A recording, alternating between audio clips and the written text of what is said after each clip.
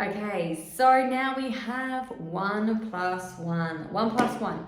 This is the emotionally intelligent relationship book where you learn all around how to understand and navigate with the emotions of others. Okay, so we've learned the move your mood, how to understand and manage my own emotions, but now how do I do it with someone else? Part of this is, really being able to assess yourself in a relationship as much as it is about being able to understand someone else. So in this first chapter, it's all around self-love and your energy, like who am I and what's the energy that I give off, and where do I sort of need to balance my energy. And talks about potentially how if we're criticizing too much, or if we are comparing, or if we're not forgiving, or whether you actually give to yourself first. We also talk about allowing our energy to flow, so it being about masculine and feminine energy, and looking at what we are actually missing in that sort of respect. And masculine and feminine energy is all around giving and receiving. So if we can balance that out, then we're able to become more of an equal person, and then we're not sort of always requiring that from someone else. Giving up control. One of the hardest things to do, being able to drop the oars so that someone else can actually pick up the paddles. A lot of the times in the relationship, we go, why isn't someone else doing this? Why isn't that? And it's because we haven't given them the opportunity to step up. So there's a analogy in here about you're rowing a boat, and when you row a boat and someone else is in it and you have the oars and you're saying, why isn't that person helping out? It's potentially because they can't pick up the oars because you already have the oars in your hands. So it's about putting the oars down and allowing someone to pick that back up. Part of that is about relinquishing control and being able to help and allow someone else to step up. Being able to express yourself in an authentic way and know how to have that conversation is also part of this as well. Understanding others, taking their point of view into consideration. Often we say, no, you need to understand me and then I'll understand you. And that's, conditional. So part of this is being able to go, hang on a minute, how do I listen effectively? How do I actually hear what you're saying? And how do I know what's happening for you? And part of that is stepping into someone else's shoes, not from where you've come from, but from where and why and how their life has played out, and why they would make and do the things that they do, rather than it being about you applying your filter and why you do the things that you do. So you've got to come from a place of understanding in order to be understood. It then goes into how to communicate, make sure you make good timing when you communicate with people, so critical, and how to actually do that.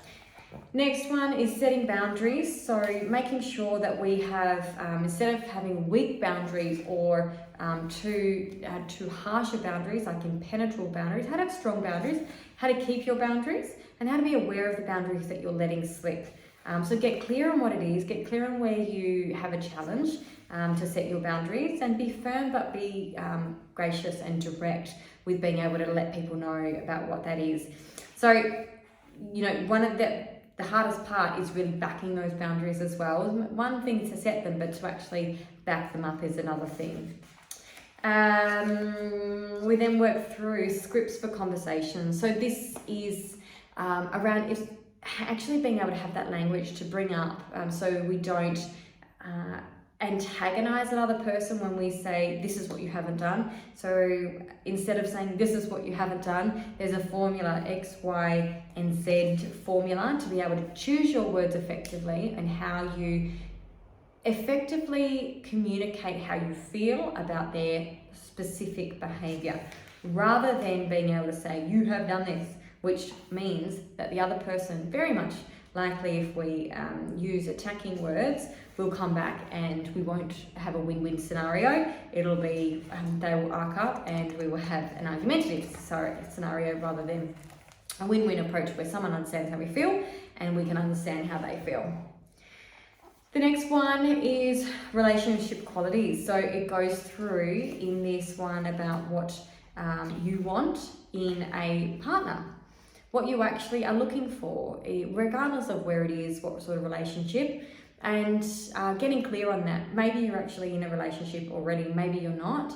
If you're not, then it's about the ideal partner that you'd like to be in. This is not about a checklist, this is just about dreaming up your ideal person to be in a relationship with. And there's a bit of a twist to this one at the end as well. So I'd be interested to see how you see with that the next question on that list, because that one is the most important question.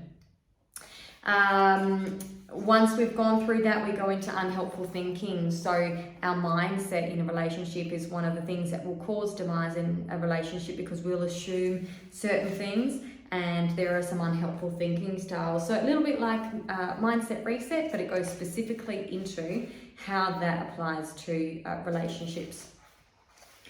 The final pillar in this is all around personality profiling. It's an understanding ourselves and the partner that we are with, and that is learning their love language, and then also learning their personality profile. And some of that can be very helpful to think, oh, well, that makes sense. That's probably why, we're speaking different languages. And when we speak different languages, we often don't communicate effectively. So how do I learn your language? And how do you learn my language? And then personality profiles, potentially someone else, has a completely different profile to me. So therefore I need to make sure that I know what that means. So I'm not taking their personality profile personally. It's not you doing that to me. It's like, no, that's just who they are in terms of their default nature. And I'm not taking that personally, or they're not taking, me personally, or I go, oh, that may be why they're a little bit sensitive to what, who I am. And it gives you a really good understanding of the 4 different types of personalities. Very, very interesting, very, very helpful, and something that you can really do to help improve your communication, but also to help them improve the bond that you have with someone else, and the understanding, of course. So there you have it. That is the 1+1 workbook and journal, all about helping you how to understand others and navigate through what can be difficult relationships and turn them into really positive and inspiring, great communication and connections with other people. Have a great time. Bye.